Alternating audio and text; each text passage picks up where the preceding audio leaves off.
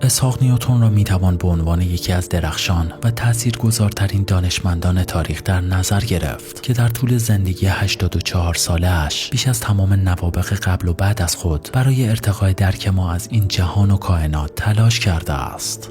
در کتابی با عنوان صد که در سال 1978 منتشر شده، اسحاق نیوتن در جایگاه دومین فرد تاثیرگذار تاریخ بشریت قرار دارد، یک پله پایین‌تر از پیامبر اسلام و یک پله بالاتر از پیامبر مسیحیان.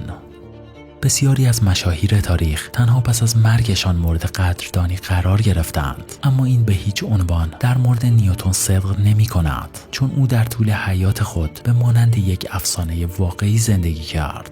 چندین دوره نمایندگی مجلس و مقام مادام العمری رئیس انجمن سلطنتی بریتانیا تنها گوشه‌ای از افتخارات او به حساب می آید. او در سال 1705 توسط ملکه به عنوان شوالیه‌ای نائل آمد و بعدها اولین دانشمندی نام گرفت که پیکرش در صومعه وستمینستر، محل آرامگاه خانواده سلطنتی بریتانیا، دفن می شد. البته تمام این اطلاعات چیزهایی است که به راحتی می توانید آنها را در اینترنت پیدا کنید، ولی ما امروز در این ویدیو جنبه‌های تاریکی از زندگی و شخصیت اسحاق نیوتن را مورد بررسی قرار خواهیم داد که در هیچ درس فیزیکی به شما آموزش نمی دهند. نیوتن دهه‌ها از زندگی خود را صرف انجام تحقیقات کاملا محرمانه‌ای کرد که حتی نزدیکترین همکاران و معتمدانش نیز چیزی در مورد آنها نمی‌دانستند، چون اگر کسی بویی می‌برد که واقعا نیوتن در پشت درهای بسته آزمایشگاه شخصیش چه می‌کند، احتمالاً خیلی سریع مانند تعدادی از دانشمندان قبل از خود زندانی شده یا توسط کلیسا به دار آویخته می‌شد. این تحقیقات پنهانی نیوتن به حدی خطرناک و تاریک بودند که نوادگان او قرن‌ها این اطلاعات را مخفی نگه داشته و نهایتاً 200 سال پس از مرگش بالاخره با تصمیم خانواده این دست‌نوشته‌ها در معرض دید عموم قرار گرفت. امروز داستان ناگفته سر آیزاک نیوتن، دانشمند، ریاضیدان، اخترشناس و کیمیاگر مخفی را مورد بررسی قرار خواهیم داد. پس اگر آماده اید شروع کنیم. دقیقاً به مانند سومین فرد لیست 100 انسان تاثیرگذار تاریخ، اسحاق نیوتن نیز در روز کریسمس سال 1642 در مزرعه‌ای واقع در لینکلنشایر انگلستان به دنیا آمد. تولد یک نوزاد معمولاً یکی از شادترین لحظات زندگی یک خانواده محسوب می شود، اما این برای نیوتن ها کمی متفاوت بود. پدرش اسحاق که نیوتن نام خود را از او گرفته، 3 ماه قبل از تولد او از دنیا رفته و آیزاک جونیور نیز چند ماه زودتر از موعد مقرر به دنیا آمده بود. طبق گفته ها به دلیل تولد زود هنگام جثه او به حدی کوچک بوده که کسی مخصوصا پزشکان به زنده ماندنش امیدی نداشتند. به هر حال بدشانسی ها و اتفاقات ناگوار در زمان تولد او در دوران کودکی نیز رهایش نکرد. تنها زمانی که 3 سال داشت مادرش خانه را برای ازدواج با یک کشیش ثروتمند و مرفه ترک و آیزاک را به مادر بزرگش سپرد. شاید جای تعجبی نداشته باشد که این اتفاق باعث نفرت شدید نیوتن از مادرش شد، بعدی که بسیاری او را یک زن ستیز می‌دانند که به همین دلیل هیچگاه ازدواج نکرد.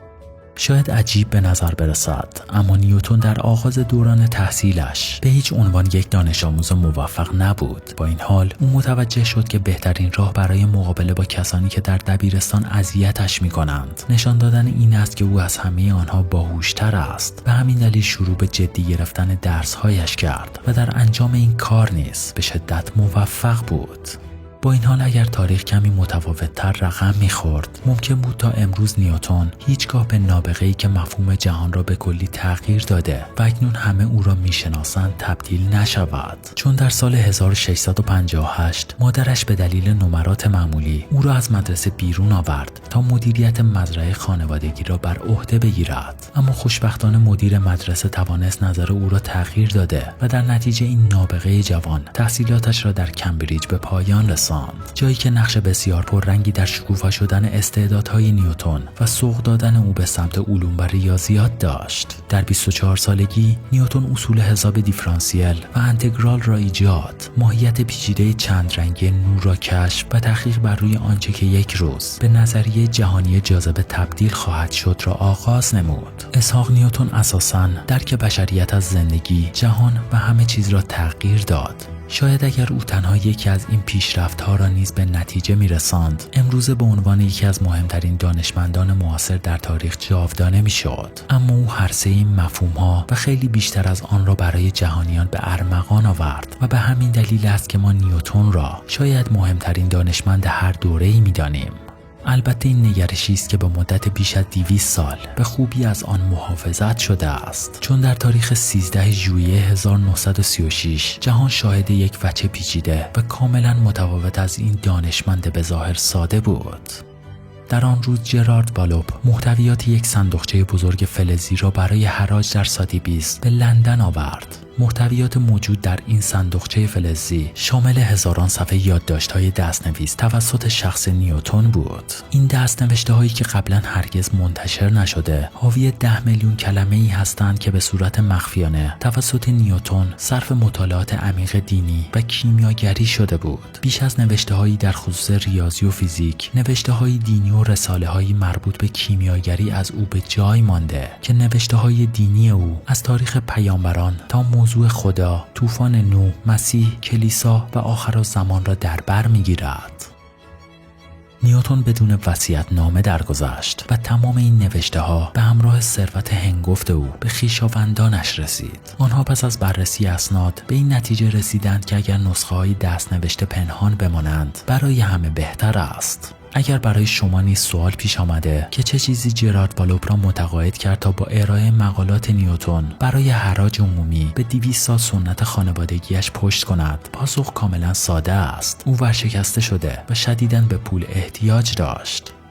10 میلیون کلمه با دستخط بزرگترین دانشمند تاریخ نباید بی‌ارزش باشد، اما به طرز عجیبی حراج توجه بسیار کمی را به خود جلب کرد. بنا به دلایل نامعلوم، مقامات ساتیبیز در بحث تبلیغات به حد کافی موفق عمل نکرده و از این رو در نهایت نتایج سالها تحقیقات مخفی نیوتن به 10 کلکسیونر مختلف تنها به مبلغ 9000 پوند فروخته شد. در میان خریداران آن روز اقتصاددان افسانه‌ای قرن 20 جان مینارد کینز نیز وجود داشت. او دیر به حراج رسید و در نتیجه تنها توانست حدود 10% از دست‌نوشته‌ها را خریداری کند. اما چیزی که در آن صفحات کشف کرد آنقدر قابل توجه بود که دهه آخر زندگیش را به کلی صرف تلاش برای ردیابی و خریداری بقیه آنها کرد. علیرغم شهرت نیوتن به عنوان یکی از بزرگترین دانشمندان و ریاضیدانان تاریخ، این موضوعات کمتر از 1/3 از دست‌نوشته‌های خصوصی او را تشکیل می‌دادند. به عبارت دیگر تمام این اختراع حساب دیفرانسیل و انتگرال و کشف قوانین جاذبه اساساً یک سرگرمی جانبی بود که او زمانی که از فعالیت‌های اصلیش یعنی مطالعات دینی و کیمیاگری فارغ می‌شد به آنها می‌پرداخت. از بین این دو مبحث اولی بحث برانگیزترین موضوع در زمان حیات نیوتن بود، چون تقریباً 5 میلیون کلمه‌ای که او در تحقیقات خود به موضوع دین اختصاص داده، دیدگاه‌هایی را تشکیل می‌دهد که کلیسای مسیحی جرمی کمتر از بدعت گذاری را برای آن در نظر نمی گرفت. نیوتن یک ضد تثلیث‌گرای واقعی بود، به این معنا که او به ایده پدر، پسر و روح القدس به هیچ عنوان اعتقاد نداشته و در نوشته‌هایش آن را رد می‌کرد. ولی این در حالی است که او در آن زمان مدیریت کالج ترینیتی یا همان تثلیث را بر عهده داشت، اما هیچگاه به دلیل منافع شخصی از اعتقادات خود بحثی به میان نمی‌آورد. نیوتن یک فرد شدیداً دیندار بود، ولی عیسی مسیح را تنها به چشم یک انسان ساده می‌دید. از این رو پرستش او را طبق اعتقادات تثلیث‌گرایی معادل بت‌پرستی می‌دانست. در انگلستان قرن 17 میلادی داشتن و بیان این دیدگاه‌های رادیکال بسیار خطرناک بود. انسان‌ها برای اعتقاداتی بسیار کمتر از آن زندانی و حتی اعدام می‌شدند.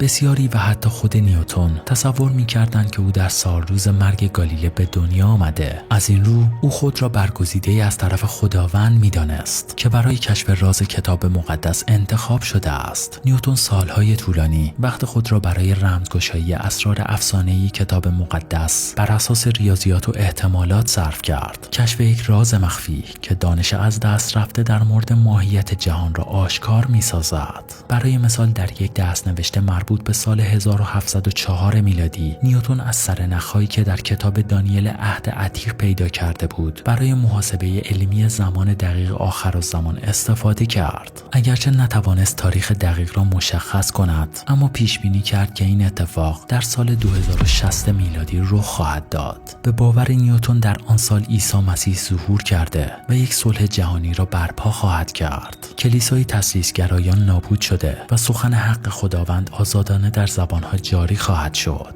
در آن سال یهودیان به سرزمین مقدس باز خواهند گشت و تلاش‌ها برای فتح سرزمین مقدس باعث جنگ آخرالزمان یا همان آرماگدون خواهد شد.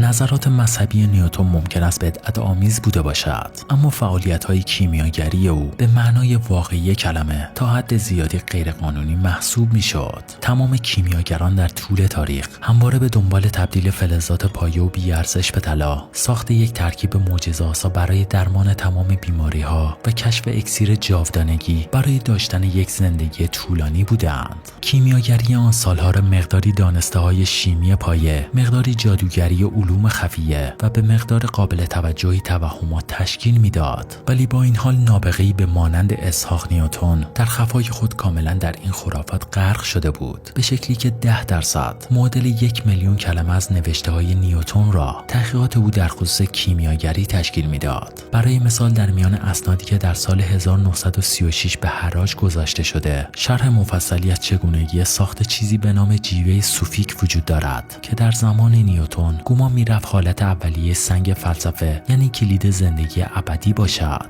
نیوتن در طول 30 سال به عنوان یک کیمیاگر آزمایش‌های بیشمار و در عین حال خطرناکی را انجام داد. با اینکه هرگز در تبدیل سرب به طلا موفق نبود، ولی وسواس کیمیاگری او تأثیرات عمیق و جبران ناپذیری بر زندگی و سلامتی او بر جای گذاشت. طبق اسناد منتشر شده، مسمومیت‌های او بر اثر استنشاق گازهای سمی جیوه و سرب او را تا لبه مرگ و دیوانگی پیش برد.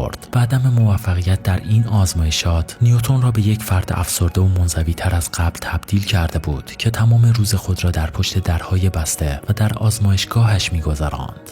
در سندی دیگر او در سن 19 سالگی تمام گناهان خود را تا به آن روز در نامه‌ای برای خدا نوشت. از میان 57 گناه نیوتن میتوان به کتک زدن خواهر ناتنی‌اش، دعوا، آرزوی مرگ افراد مختلف و قصد آتش زدن خانه مادر و ناپدری‌اش زمانی که آنها درون آن هستند اشاره کرد.